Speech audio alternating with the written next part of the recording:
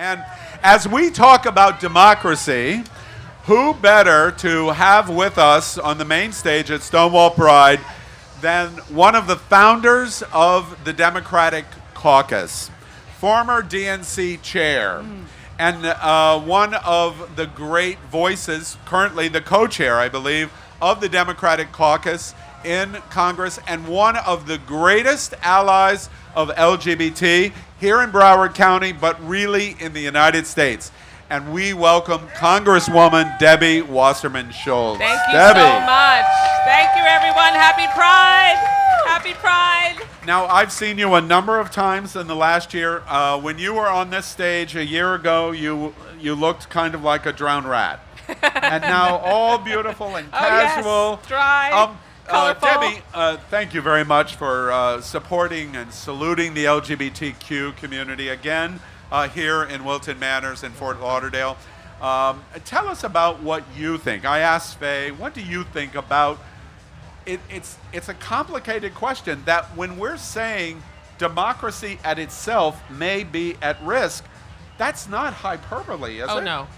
First of all, thank you for having me as always. We love and you, Debbie. I'm so thrilled to be back at the best Pride Parade and Festival in the entire United States of America. Wilton Manners, Stonewall Pride. And Faye, what you said is so important, which is why I always wear this shirt. Pride was a riot. Yes. Pride was a riot. Yes. Pride is a riot, was a riot, because it did. Pride is certainly a celebration, it's a mentality, it is a way of life, and it is the representation of celebrating people's authenticity and the ability for them to live and be who they are as their authentic selves. But we remember that this is the Stonewall Pride Parade, and the Stonewall Riots happened back in Greenwich Village in the 1960s when the LGBT, we didn't even have that acronym back then. I wasn't even born until the middle of that decade, but the gay community reached a breaking point. And that breaking point was that there were raids by cops and attacks on their sexuality, and the fear that was deeply embedded in not just living as who they are, because that wasn't even possible. So that pushback, that so-called riot and protest was the beginning of the gay rights movement. And continuing that all the way through now, 50 years later, is so critical. So it's important. It's wonderful that we have made so much progress, but you are not exaggerating when you say that democracy is on the ballot.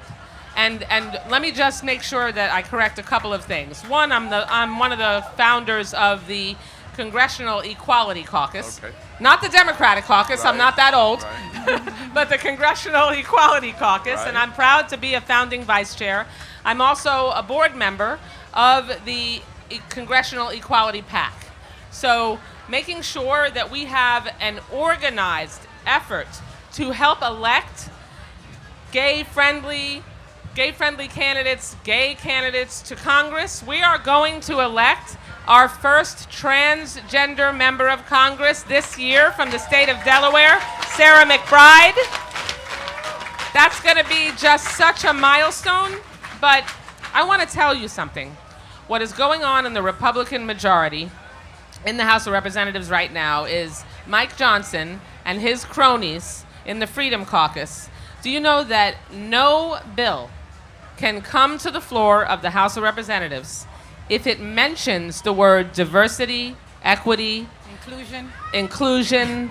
It can't make any reference to, certainly not to, any LGBTQ plus reference at all. As a matter of fact, I was told that the only way one of my bills could come to the floor is if I eliminated references to diversity, equity, and inclusion. And in every appropriations bill this year, they are specifically going after the gay community, prohibiting the pride flag from being flown on U.S. government facilities, preventing the kinds of programming that we need to make sure that there are opportunities that are provided equally for promotions and and leadership opportunities. No references to that can be made, and in fact, they're going after those types of programs and defunding them. Now, they won't win because we have a Democratic majority in the Senate. We have a Democratic president in Joe Biden, who is the most pro-LGBTQ plus ally in the White House we've ever had. Ever. One more thing I also want to correct. You can vote by mail. Jay, you can vote by mail, but you have to sign up every election cycle. So you no longer, DeSantis did away with the permanent vote by mail ballot list. So you have to sign up again at browardvotes.gov if you live in Broward County, and check your vote by mail status and make sure you sign up again for this Debbie, election. I have to tell you may not know that because you're out in West Broward, but in Wilton Manners, we have a very firm law that I believe the city council passed that says you can never, don't say DeSantis. So I just want to remind you that you've broken the law in Wilton Manners. God. Debbie, and I, please forgive me because my nature is to say Congresswoman. No, you should call me Debbie. But she It's continues to correct me. Debbie, one last thing that I want to ask. For LGBT, we are watching such unprecedented where you can commit 34 felonies and it not even blip for about half of America. Right. With all of the things going, LGBT is dealing perhaps even in apathy of voting. What would you say? You have the opportunity now to reach out to LGBT. What are you telling them on why they must vote this cycle? The LGBTQIA plus community has to make sure that you vote at every opportunity.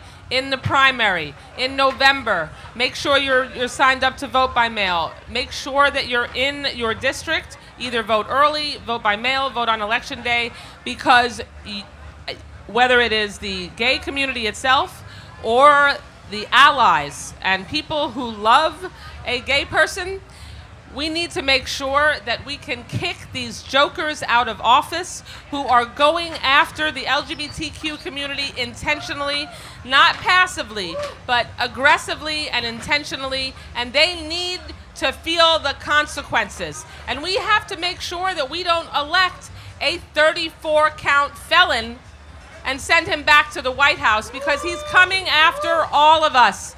Don't just take my word for it. Listen to what he says. He says it straight out loud. He's going to toss the Constitution. He's going to overturn the protections that we have in that Constitution. They're already doing it with the Supreme Court. We have to make sure that we stay motivated and that we don't let them win because we gave up.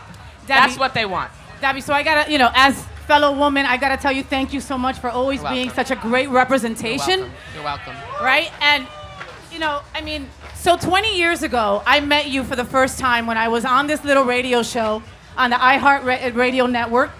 It was called Footy and the Chicks at 6, back when you can still say chicks. That's not cool right now, right? And you were fighting for us back then, Debbie, before it was cool to fight for LGBTQ plus rights. You're an ally. Thank you. Okay? Thank you. But excuse my French, you pass, right? Why? Why do you fight so hard for us all these years? Why do you still fight for us today, 2024? It's just in my DNA. It's part of who I am. The main reason that I ran for office 32 years ago, when I ran for the State House, and one of the first bills I filed was a bill to prevent the repeal of human rights ordinances because of what we went through in Broward County back then. That bill didn't get very far, but I got at a hearing in a committee, because if not me, then who? We have to make sure that we stand up for people who have no voice, that we amplify the voices of people who are being shoved aside. And if I don't use the platform that I have to stand up for people's rights, then as we can see right now, then it's your community's rights next. Yeah. We all have to stick together. And everybody needs to tell themselves that. If not me, who? Yes, that's right. It has to be, every single one of us has to make a commitment to preserve the way of life that we believe in so passionately, to make sure that we can enhance the greatest democracy the world has ever known, and not let the right-wing extremists dismantle it and take it apart and ban the various and beautiful ways of life that every American has the right to choose to live. I'm curious, in the crowd, how many people dislike the governor of Florida, Ron DeSantis? How about Senator Marco Rubio? All right, well, you hear a loud noise. Don't forget the one who's on the ballot. Which is, oh, right. And, of course, Senator Rick Scott, who is on the ballot in November. Of course, I knew that. Oh, please. We began this set. We can vote him out. If Pride is a riot, our rights are really centric to being able to gather. Tonight, more than 50,000 people will gather here at Wilton Manners, Stonewall Pride. We began this segment of talking about what an ally Congresswoman Debbie Wasserman Schultz has been for decades. He's never going to let that go, Debbie. You know that. Can I prove why? This is very interesting. I'm going to prove it right now. Congresswoman Debbie Wasserman Schultz has sat down with Faye Watt and myself and talked about you, and talked about you, and talked about you, historically through history and today. And she never one time says, which I'm going to now, she's also on the ballot, but never talks about her own election. That is an advocate for the LGBTQ community. Debbie Wasserman Schultz, thank you very much. Everyone. I love you all too. Thank you. Give it up for Debbie Wasserman Schultz. All right. Well, that was exciting, Faye. I love her. I love her. It's just, I had to ask her that, Al, because, it's like one of those things where she doesn't have to be here. It's a beautiful Sunday afternoon. She could be with her dog on the beach somewhere, right? Kicking some sand. And instead, she wants to be here with us, celebrating Pride, fighting for our rights daily.